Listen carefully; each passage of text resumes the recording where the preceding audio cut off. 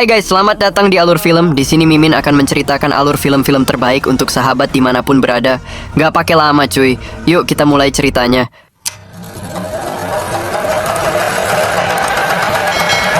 Film ini bermula dari suatu desa, dan warga setempat sedang mengadakan ritual. Lalu terlihat seorang pria berlari ketakutan cuy. Dia berlari begitu kencang, seperti ada sesuatu yang mengejarnya. Dan sesampainya pria itu di depan gerbang desa itu cuy, tiba-tiba sekelompok sosok berjubah hitam mendekatinya, lalu menyeretnya ke dalam desa kembali. Dan pria itu pun diikatnya. Pria itu pun terus memohon untuk dilepaskan, dan berjanji tidak akan pergi dari desa itu. Apa yang sebenarnya terjadi cuy? Oke, kita ke tempat lain dulu. Terlihat seorang pencuri telah terdesak pada sebuah ruangan cuy, karena warga yang mengetahui persembunyiannya mencoba menjebol pintu dan merusak dinding, bahkan mulai membongkar atap genteng agar bisa menangkap pencuri itu. Sementara pencuri itu dengan santainya membuka kotak perhiasan yang telah berhasil dicurinya itu, kemudian sebagian perhiasan itu dipasang di tubuhnya dan menyimpan sebagian lagi di kantong celananya cuy. Setelah memakai pakaian tebal, kemudian pria ini mulai dibasahinya dengan menyiramkan minyak dan memakai helm, lalu segera menyalakan korek. Kemudian pencuri itu pun keluar dari pintu dengan api yang menyala pada seluruh tubuhnya, membuat semua warga yang menyaksikan hal itu tak berani menghentikan pelarian pencuri itu cuy, karena mereka tak mau ikut terbakar, sehingga pencuri itu dengan leluasa bisa pergi menghindar dari kejaran para warga yang mencoba menangkapnya. Kemudian pencuri itu melompat ke dalam sungai dan berhasil selamat dari kejaran penduduk desa cuy. Dan sesampainya di seberang sungai, pria ini pun kemudian mengambil sepeda motor miliknya untuk melanjutkan pelarian. Sementara polisi yang telah ditelepon oleh warga segera datang dan berpapasan dengan pencuri itu. Pria ini pun mencoba untuk tetap tenang, namun polisi ini hanya memperingatkan si pria untuk menaikkan standar samping motornya saja cuy. Namun setelah sampai ke lokasi kejadian, komandan polisi ini baru tersadar kalau ternyata pria tadilah sang pelaku pencurian itu. Kemudian segera memerintahkan anak buahnya untuk melakukan razia jalan untuk mencari seorang pengendara sepeda motor dengan ciri-ciri bau minyak di tubuhnya. Dan di tengah jalan ternyata pria ini dijemput oleh salah seorang rekannya dan melanjutkan pelarian dengan menggunakan sebuah mobil cuy. Tapi di tengah perjalanan, pria ini seperti melamun,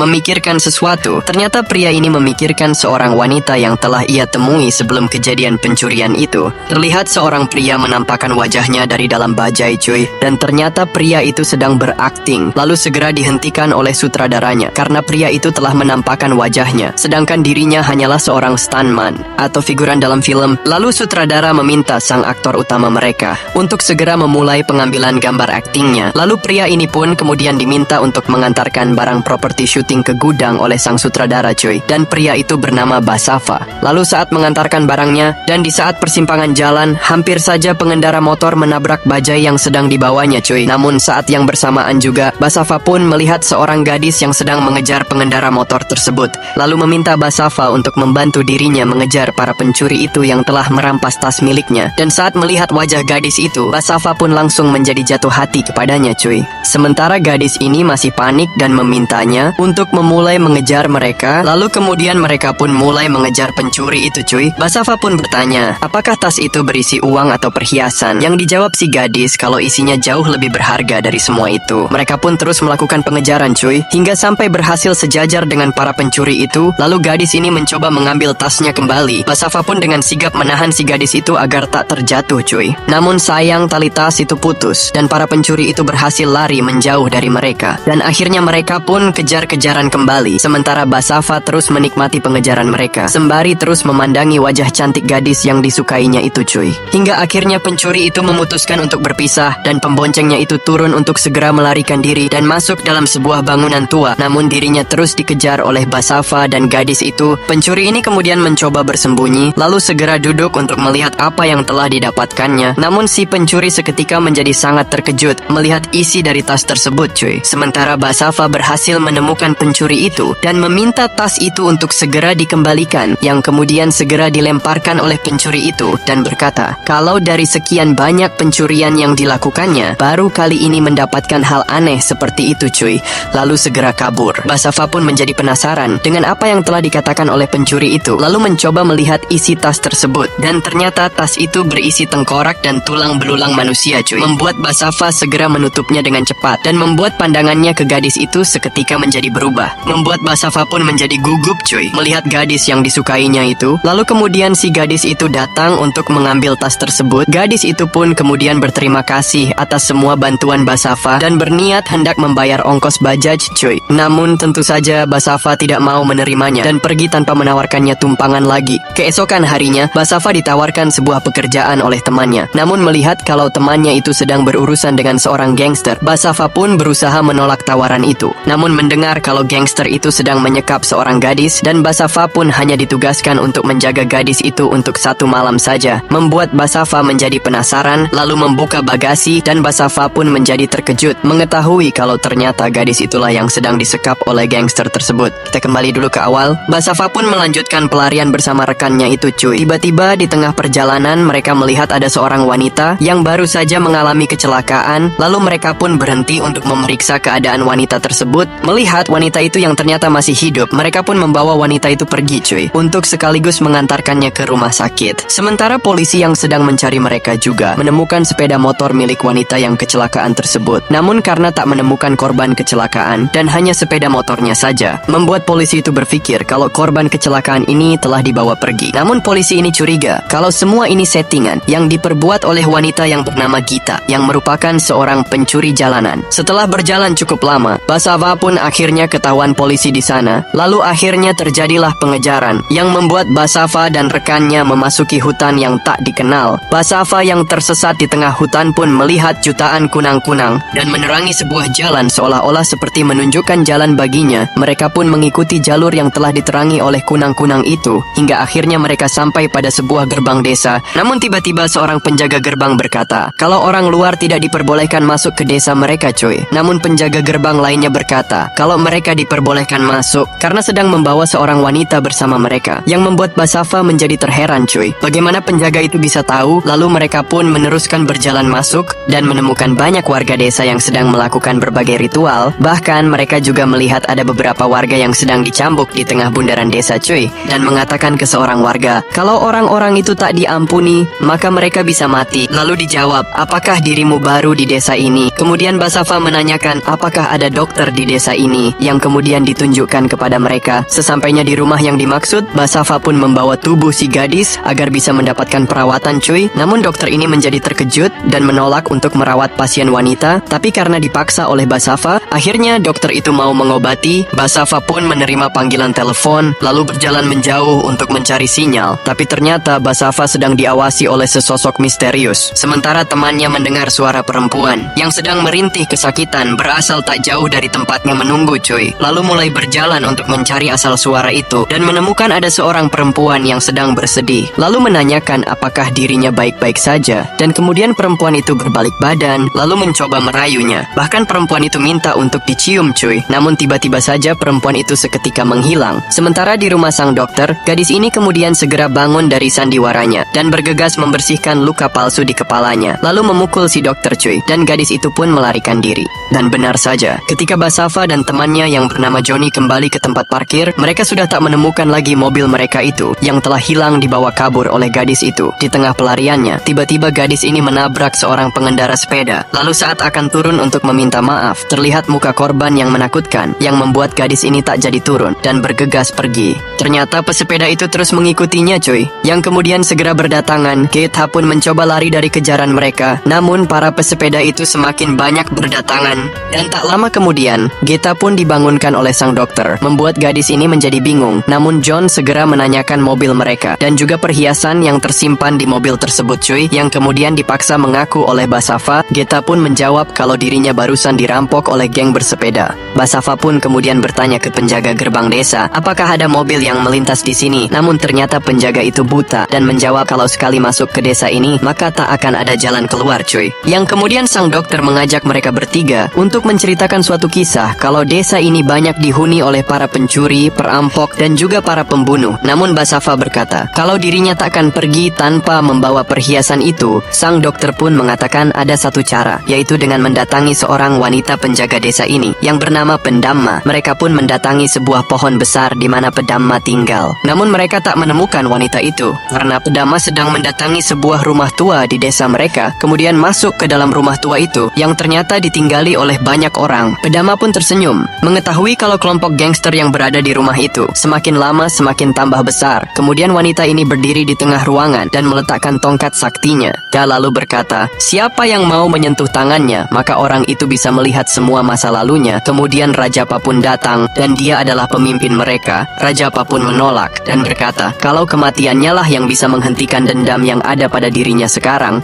Anak gadis ini memanggil Basava, kemudian Basava pun berjalan masuk untuk bertemu dengan Pedama, yang kemudian mengucapkan selamat datang Basava. Ia pun menjadi terkejut, yang dilanjutkan oleh Pedama, kalau diriku tahu semua tentang dirimu dan juga Bomi, gadis yang disukainya itu. Basava pun mengingat kembali tentang gadis yang disukainya itu cuy, sewaktu gangster menyekapnya, dan saat itu Basava pun menerima pekerjaan itu, dan kemudian membawa tubuh si gadis ke sebuah rumah sunyi di atas bukit. Kemudian meletakkan tubuh gadis itu di atas kasur, lalu Basava membuatkannya segelas minuman agar gadis ini bisa kembali cepat siuman, dan gadis itu yang bernama Bhumi. Beberapa saat kemudian Bhumi pun siuman dan terbangun, lalu bergegas hendak pergi dari tempat itu. Tapi Bhumi melihat penculiknya yang sedang menelepon, lalu bersiap untuk menyerang penculiknya tersebut. Seketika Bhumi pun menjadi terkejut cuy, mengetahui kalau penculiknya adalah si pemuda Bajaj tempo hari cuy, lalu segera memukulnya dengan keras. Namun Basava menjelaskan kalau semua barang di rumah ini adalah barang tiruan sebagai properti untuk pembuatan film, dan meminta Bhumi untuk meminum penawar dari obat bius. Kemudian Basava pun menanyakan mengenai semua tulang belulang yang dibawanya tempo hari, membuat gadis ini bertanya, apakah bosmu tidak pernah memberitahukanmu? Basava pun kemudian keluar untuk mengambil air minum pada mobilnya. Namun ketika hendak meminum air tersebut, tiba-tiba sebuah jarum panah melesat dan menembus tepat di botol minum miliknya. Basava pun sadar kalau ada orang yang hendak menyerang dirinya, lalu kemudian bergegas untuk mencari perlindungan, lalu mencoba mengintip melalui bawah mobilnya. Dan ketika Basava keluar untuk mencoba menangkapnya dan berhasil menangkapnya, ternyata itu hanya seorang bocah cuy. Kemudian memaksa bocah itu untuk mengaku siapa yang telah menyuruhnya. Namun ketika Bhumi keluar, ternyata ia mengenal bocah tersebut dan mengatakan ke Basava kalau bocah itu adalah seorang tunarungu yang berasal dari desanya. Karena terus didesak, akhirnya Bhumi pun berkata jujur dan menceritakan kisahnya yang berasal dari sebuah desa yang sangat tentram, yaitu desa Pacagudem, dan Bhumi berasal dari sana cuy. Hingga pada suatu hari ada seorang pria yang datang hendak merebut dan mendaftarkan tanah desa itu atas namanya, sehingga membuat mereka semua menjadi terusir dari tanah kelahiran mereka sendiri, dan mereka tak mampu melawan cuy, karena mereka tak memiliki surat resmi atas kepemilikan lahan mereka. Bahkan warga desa yang mencoba memprotes diusir dengan paksa oleh mereka, bahkan membakar habis tempat tinggal warga desa di sana,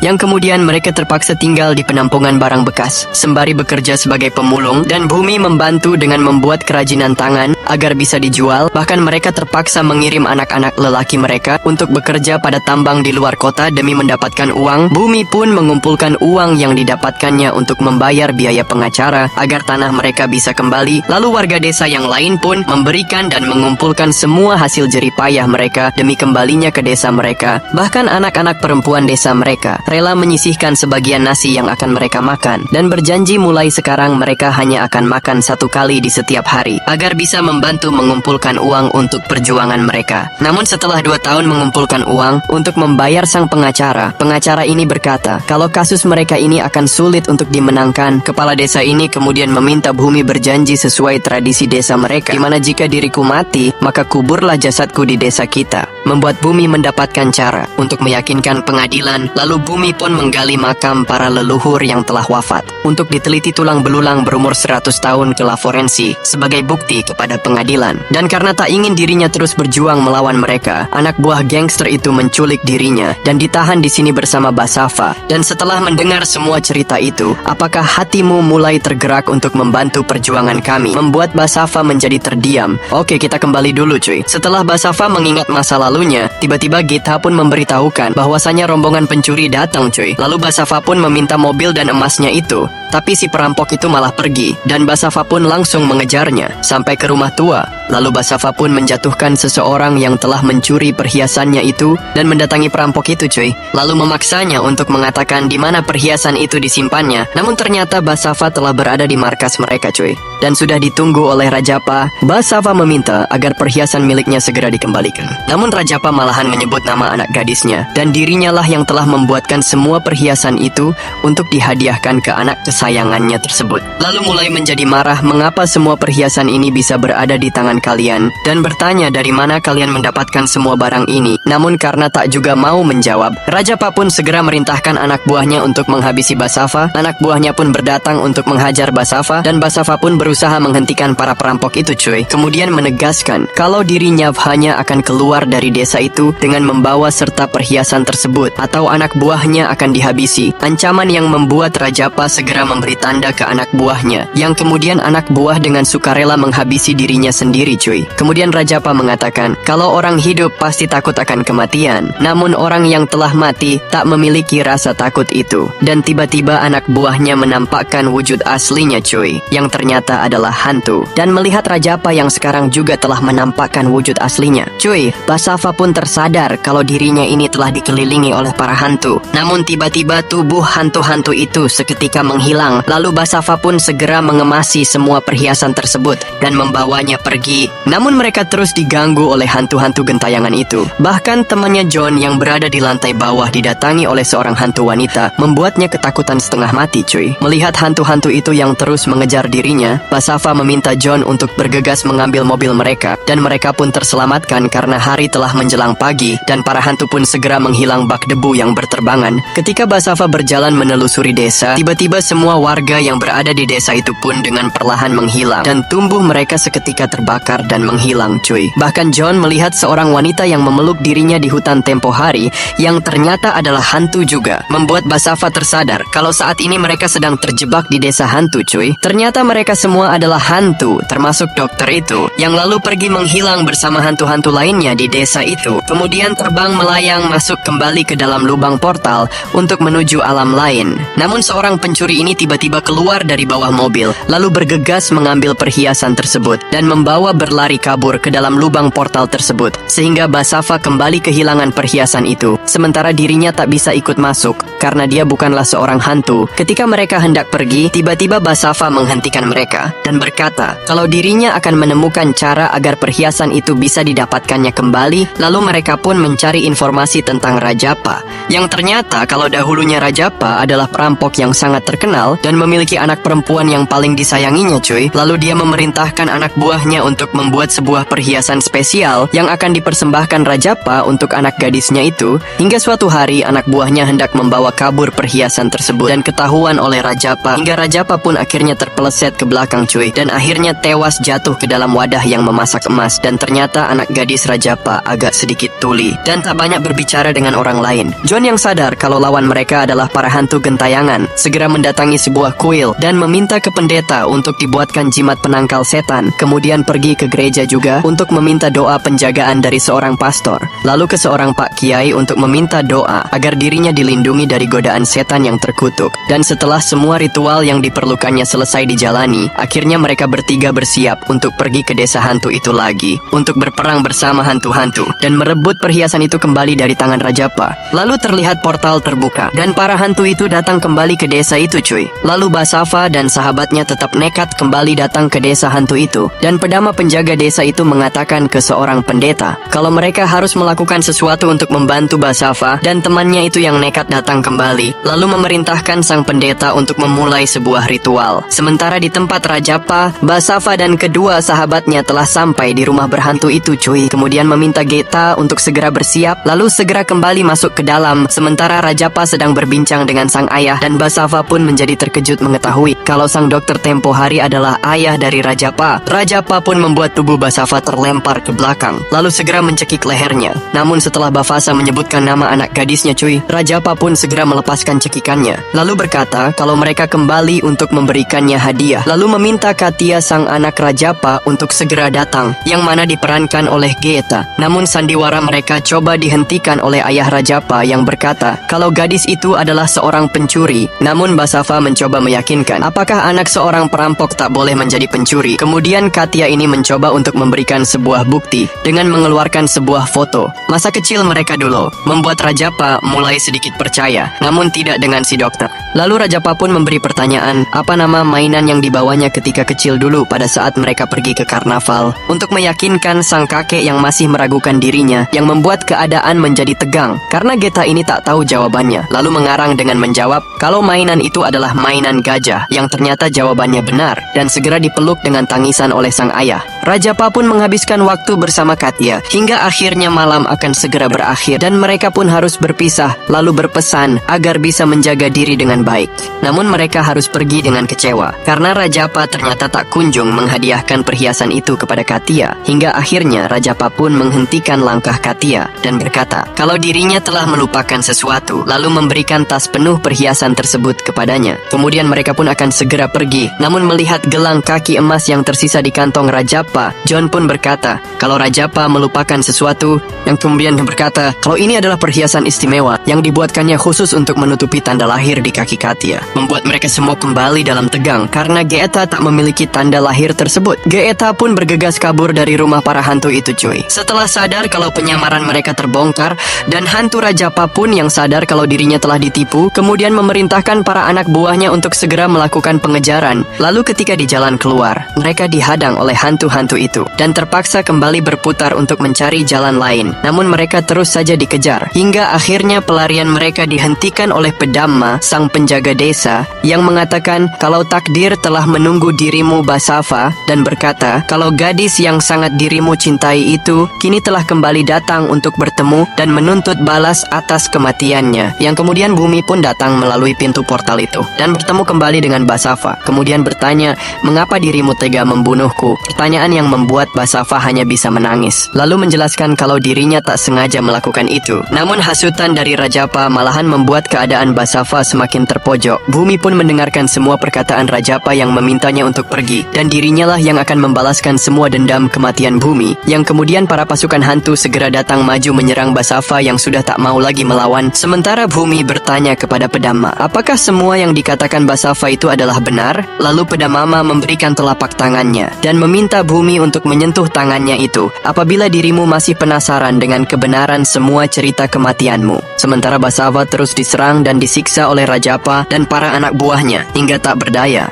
Lalu kemudian Bumi pun memberanikan diri menyentuh tangan Pedamma, sehingga membuat pikirannya dibawa pergi ke sebuah dimensi lain, di mana terlihat jelas semua kejadian, di mana saat Bumi melarikan diri dari kejaran para penjahat, dan ternyata Basava datang untuk membantu menyelamatkan dirinya. Namun sayang karena Basava yang berusaha menghabisi seorang gangster, malahan secara tak sengaja mengenai leher Bumi, hingga akhirnya Bumi pun tewas seketika. Kemudian Basava pun mendatangi para warga desa dari Bumi, dan berjanji akan melanjutkan perjuangan Bumi untuk membawa pulang warganya itu kembali ke desa mereka. Kemudian Basava pun mendatangi keempat orang saksi kunci agar mau bersaksi membantu memenangkan warga desa di pengadilan. Namun karena dimintai sejumlah uang oleh para saksi itu, Basava pun berjanji akan membawakan uang yang mereka mau. Itulah mengapa Basava sangat memperjuangkan emas curian itu, cuy, karena demi cinta dan rasa bersalahnya karena tak sengaja membunuh Bumi.